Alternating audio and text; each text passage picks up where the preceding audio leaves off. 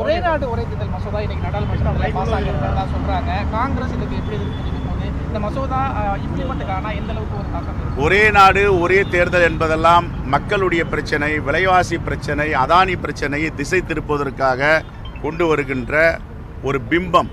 இது ஒரு ஆயுதம். இதனால் எந்தவித பயனும் ஏற்பட போவதில்லை. இதனால் இந்திய தேசிய மக்கள் ஒரு நாடு ஒரு தேர்தலை ஒத்துக்கொள்ளப் போகவில்லை. இது வராது என்று தெரிந்திருந்தும் அவர்கள் ஒரு நாடு ஒரு தேர்தல், ஒரு கொடி, ஒரு மொழி, ஒரு அதிபர் என்பதை அவர்கள் திணிக்க பார்க்கிறார்கள். இது திணிப்பது என்பது இது RSS உடைய இடன் அஜெண்டா.